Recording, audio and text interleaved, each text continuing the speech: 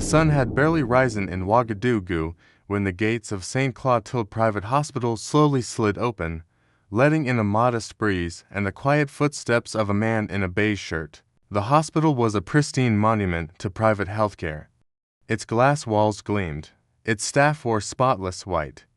Inside, the smell of expensive sanitizers, polished wood, and imported jasmine lingered gently in the air.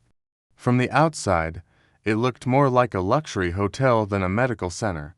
At exactly 7:46 a.m., the man arrived on foot. He didn't come in a car, let alone the convoys that occasionally passed through the city carrying VIPs. He carried no bag. No assistant followed him. His sandals were worn, the hem of his pants frayed slightly at the edges. His shirt, buttoned neatly up to his collarbone, was clean but old.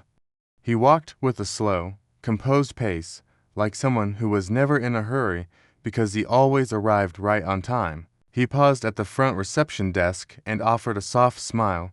"Good morning," he said in clear French. "I'd like to see a doctor, please. Just not feeling quite right." The young receptionist behind the counter looked up from her screen, blinked once, then gave a curt nod. "Do you have an appointment?" she asked. "No," he replied gently, "but I was hoping someone might see me." She raised an eyebrow and glanced at his clothes. Her fingers hovered over the keyboard. "Well," she said slowly, "this is a private facility. Consultations begin at 50,000 CFA. Cash or card, up front." The man nodded without hesitation. "Of course, that's fine." The receptionist hesitated for a split second, surprised. Then she handed him a clipboard with a form and gestured toward a leather bench near the far wall. "Fill this out and wait. Someone will call you." The man bowed his head in thanks and moved to the bench. Across the waiting room, two nurses whispered near the coffee machine. "Do you see that guy in the corner?" One said, "He walked here. Worn out shoes, probably came us to rest in the AC." The other giggled, "He's brave showing up here. Must have saved all year for one appointment." They laughed lightly, unaware that every word echoed across the tiled floor.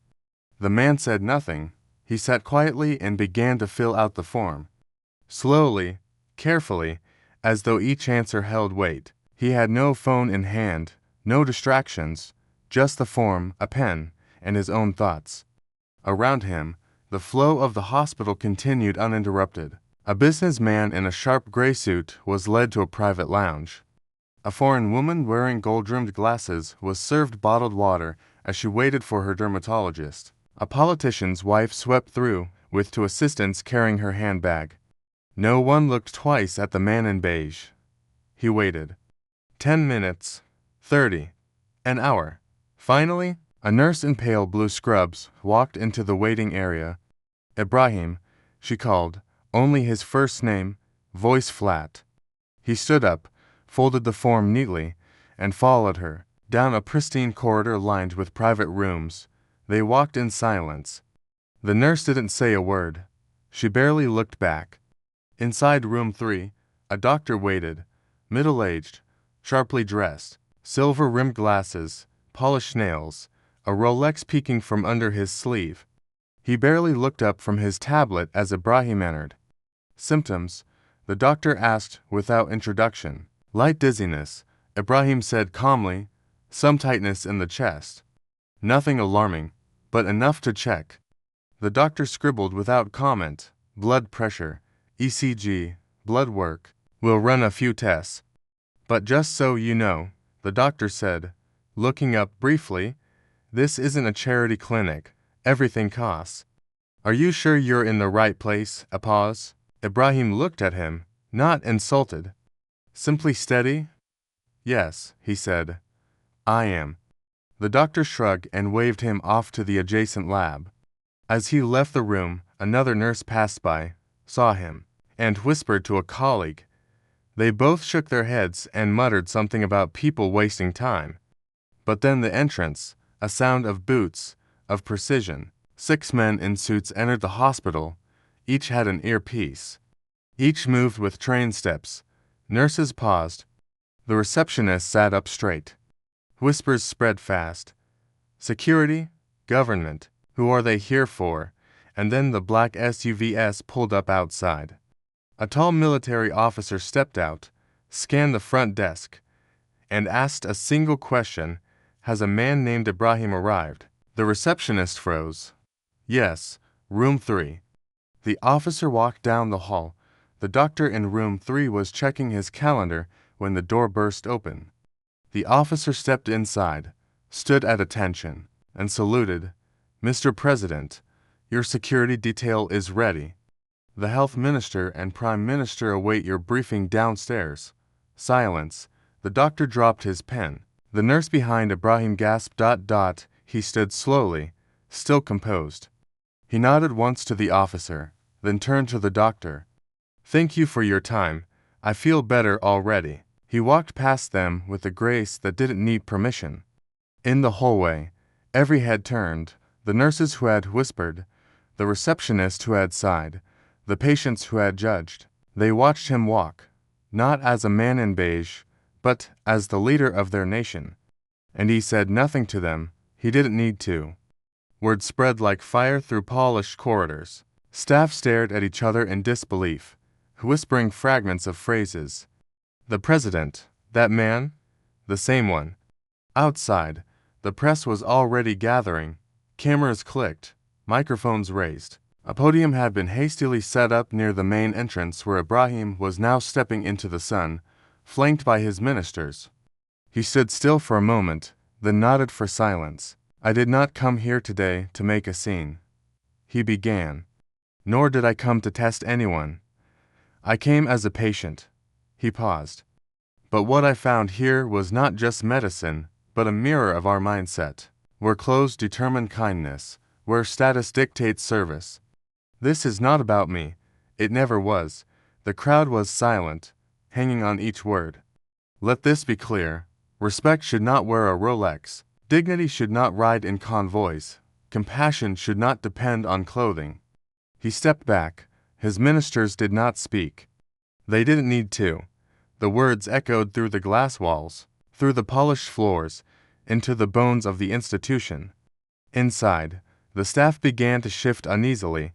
The doctor from room 3 stood at a window, hands clasped behind his back. The nurse who had muttered now sat with her head bowed. The hospital board, alerted by media uproar and national backlash, called for an emergency meeting. Apologies were issued. Policies were rewritten, but some damage could not be undone.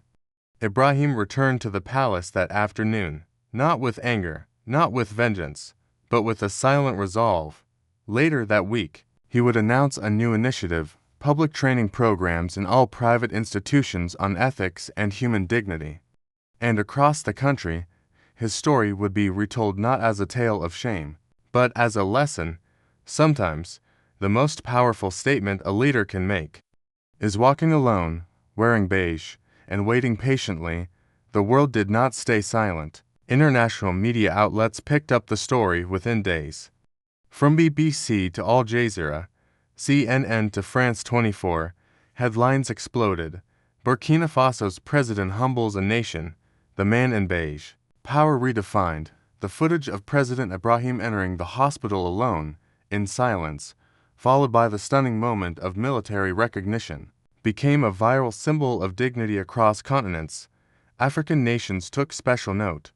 In Senegal, Mali, Ghana, and Kenya, public forums erupted with discussions about leadership, humility, and the everyday injustice of class-based discrimination.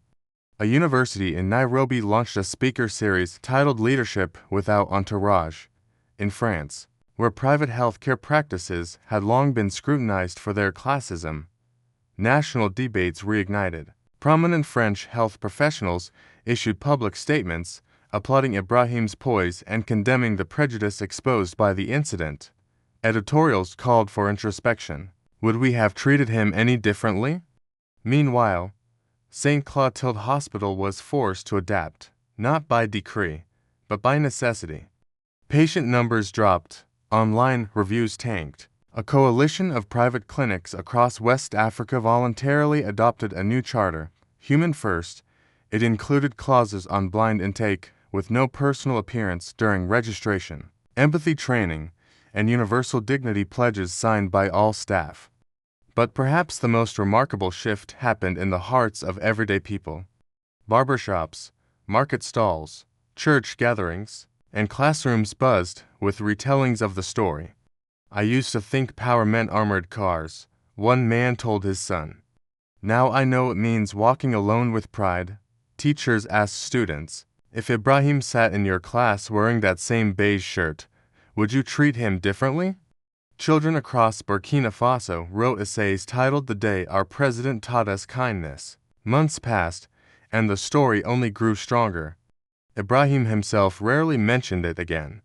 He continued his quiet reforms, improving rural clinics, overhauling nursing school curricula, launching national empathy education for civil servants. But one moment stood out above all. On the one-year anniversary of the hospital visit, a letter arrived at the presidential office. It was handwritten. Inside was a simple note. "To Mr. Ibrahim, I was the receptionist that morning. I want you to know that I see now. I see how I looked past you. I see the assumptions I made. I'm sorry, not because you were the president, but because you were a person. And I forgot to treat you like one. Thank you for not shaming me. Thank you for teaching me without saying a word. I'm studying again, this time to become a nurse who listens." With respect, Murray, Ibrahim held the letter for a long time, then placed it in a drawer beside his desk. No speech, no press release, just a quiet smile, and a nation that kept learning.